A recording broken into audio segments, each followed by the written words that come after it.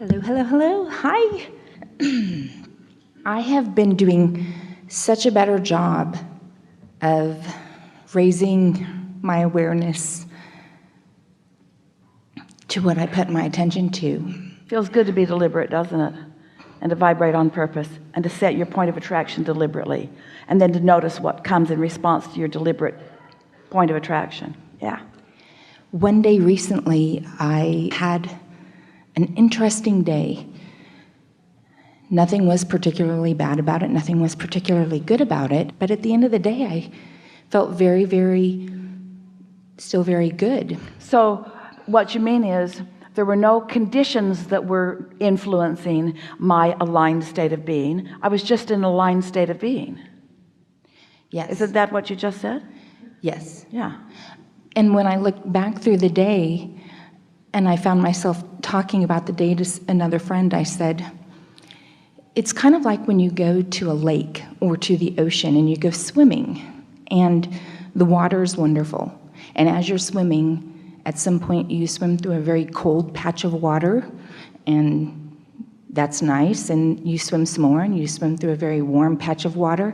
And I kind of felt like that day. And the variety makes it all good. Yes. That the variance in the water makes your awareness of the water and therefore the realness of life extra delicious.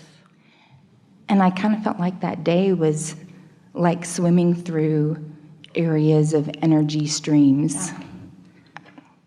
And staying afloat in all of it, and feeling good in all of it, and feeling comfort in all of it. Yeah. Esther has been saying, because every now and again she'll be on an airplane that is less than perfect in conditional terms, but she will say to herself, I am utterly comfortable. In other words, she focuses upon how good she feels right here, right now, as if to say to the universe, I no longer need you to yield idyllic conditions. I can have a good experience no matter what. How conscious do you have to be? You don't have to be conscious at all. It's just fun. The more general you are, the more you allow it. But once you've practiced being general enough that you've really got yourself in a place of allowing, then the more conscious you are, the more fun it is. The more you realize that you are creating your own reality. It's not so different than saying, how conscious should I be in the sculpting of the clay? We say, well, you could just take a big clump and throw it down, be all right. But it's ever so much more satisfying to mold it in the image of your intention. I'd probably be better off just leaving it in the clump with the clay, but something else I'd be better at.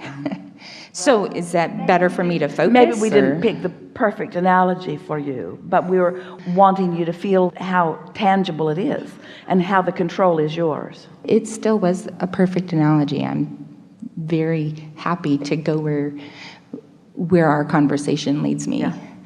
With being more aware when I do see things that are not exactly the way that I would like them to be. A condition? Yes. Maybe a physical condition. I talk to myself about, well, okay, let's focus on what's really working for me right now and not the thing that's not working. And I feel like I'm doing a good job about it. You are, and that's good advice to yourself. But let's take it further. Please. Rather than just letting what I don't want help me to want to define more clearly what I do want, because there's a little effort in that, and sometimes it backfires, since that was where you were and now you're trying to get to the other side of that. Sometimes you just amplify where you are. But what about instead, or as well as, or in a more deliberate way, what about just making peace with where you are? What about acknowledging that you're on the path and that you're never in a wrong place, and then just softly turn in the direction of what you want and give yourself a break, give yourself the ease of acknowledging that it's no big deal and you don't have to do anything this red hot minute, and that all really is well, and just sort of trust in the natural momentum of the path of least resistance taking you where you want to go.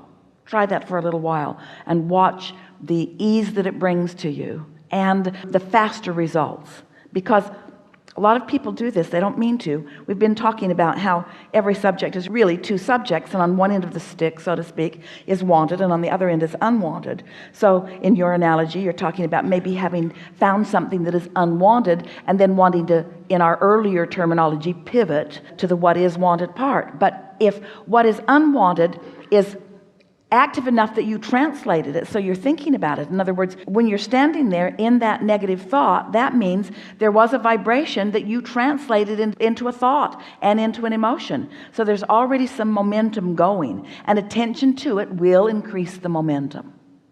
So it's more a letting go of it. It's more a reaching for the feeling rather than trying to change the thought to produce the feeling. Do you see what we're saying? Yes, I understand what you're saying. And in other words, I don't like how this thought feels. What feeling would I prefer? Well, one of ease or. So in many areas, I'm being very, very successful with doing this. Yes. And when it comes to some of the physical things, I see them not only... Then stay off of them. This is the point that we're making. Alignment is alignment is alignment. And if some subjects get you there faster than others, then take the path of least resistance to get you there. Because when you're there, all subjects then are accommodated. That was big. But this belief that I've got to take hold of this one problem and wrestle it to the ground and kill it. We know you don't mean that and that you know better than that, but it still is sort of a tactic that you may from time to time be applying to some of those stubborn subjects. Don't tell everyone. It's between me and you. So how am I being so successful in some of these areas, a lot of areas? Because some subjects have less resistance than others because of the patterns of thought that you've been offering about them. Because some subjects matter more to you, so you've thought about them more in a resistant state. So in my desire to not think about this other thing in a negative way, I'm really just amplifying it more. Even more, in your desire to not think about it in a negative way, but to think about it in a positive way, you're amplifying the negative way because that's the vibration of where you are. It's backfiring. Because you're conditional in it rather than vibrational in it. Because you're conditional in it rather than emotional in it. If I was to be emotional in it, I would be very, very, very, very sad. But you don't want to be, because you're smarter than that. Right. So you pick a subject where you can feel the emotion that feels good. Because the path of least resistance that you're upon, where does that path lead? I'm just going to love the answer you're going to give us. Where does the path of least resistance lead? What's the goal of reaching for the path of least resistance right now? Where is it leading? To alignment. Yes.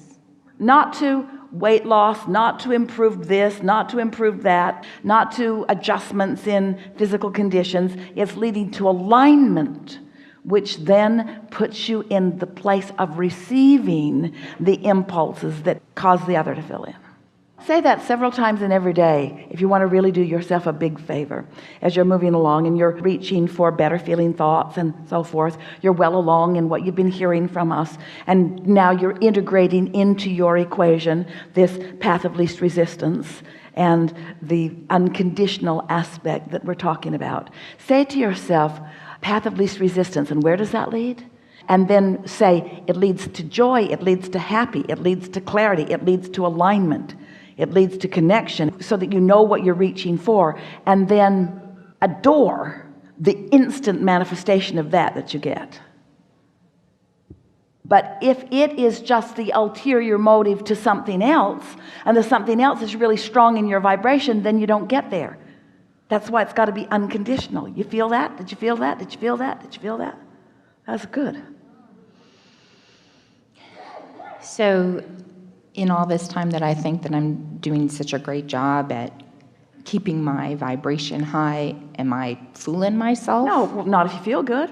But if you're doing what you're a little bit doing now, which is trying to evaluate it on the results that you're getting, the conditional results you're getting, then you are fooling yourself. Then you're horse after the cart.